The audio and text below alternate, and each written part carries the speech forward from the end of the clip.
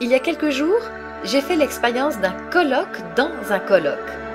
C'était comme découvrir un double fond dans une malle de voyage, à vous faire tourner la tête. L'essence de son enseignement s'est manifestée derrière l'audible et le visible.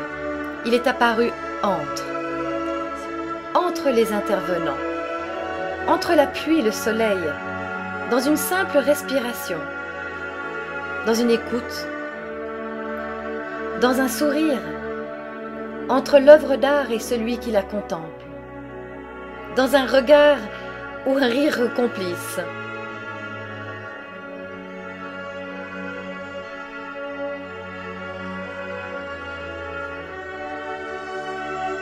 Il est apparu dans un mouvement vers l'autre, dans le dévouement et l'engagement au service de l'humain.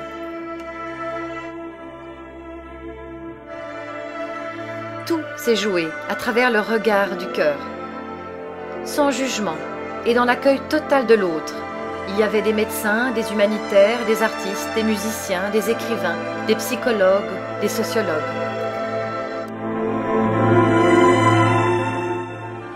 La force d'un colloque, c'est de ne pas devoir justifier qui on est et ce qu'on fait. La source de son talent, c'était son trauma.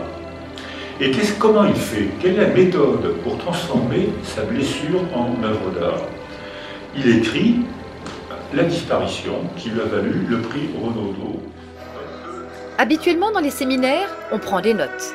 Ici, elles ont été jouées, écoutées et entendues dans les silences et dans la manière avec laquelle a été conduit cet inoubliable colloque à la Fondation des Treilles, organisé par le professeur Jean-Philippe Assal et son épouse Tiziana, sur la généreuse invitation de la Fondation française.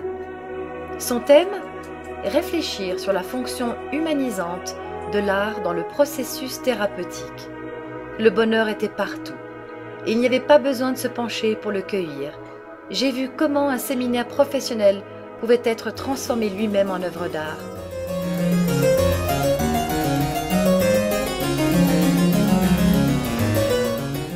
À partir de quoi les jours deviennent plus longs que la nuit, jusqu'à l'équinoxe de septembre, où ça s'inverse, les nuits deviennent plus longues.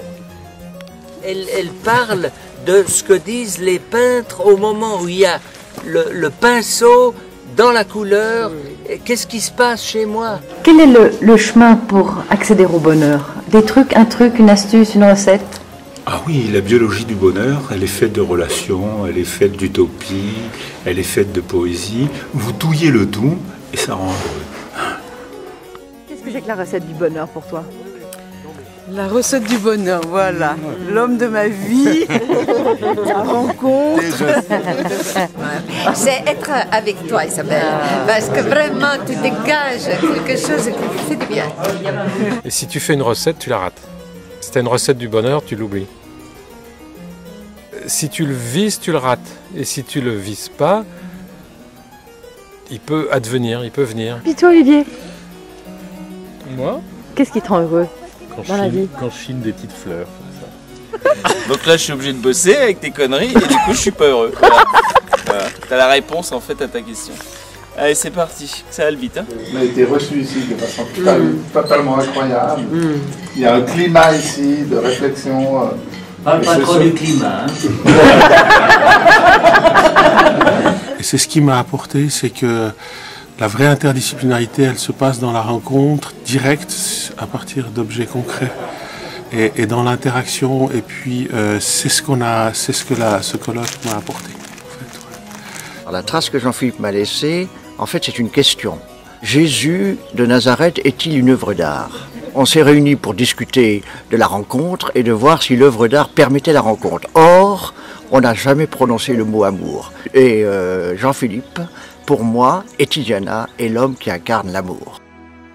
Quand il m'a proposé de travailler avec lui par rapport au théâtre du vécu, j'ai pu remettre un sens profond sur mon métier et ça a été quelque chose, je crois, qui depuis me porte toujours et m'a vraiment donné envie de générer des projets avec des vrais liens sociaux, des vrais liens pédagogiques. Je vois son rôle un peu comme un laboureur. pour retrouver quelque chose de profondément enfui dans chacun de nous, retrouver l'humain à travers les maladies chroniques, à travers les violences, les souffrances, etc. Je vois chez lui un formidable révélateur de bon sens. Il a cette magnifique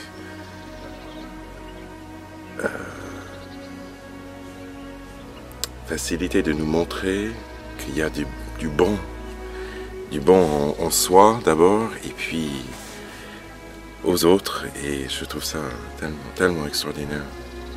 Comment je vais retransmettre tout ça aux personnes avec lesquelles je travaille, à mes autres collègues, pour que cette notion de la qualité de la relation et de la rencontre reste vivante et reste porteuse d'évolution pour tous. Qu'est-ce que la pâquerette t'a apporté? Un peu comme toi, elle-même, un peu, beaucoup, passionnément, pas du tout.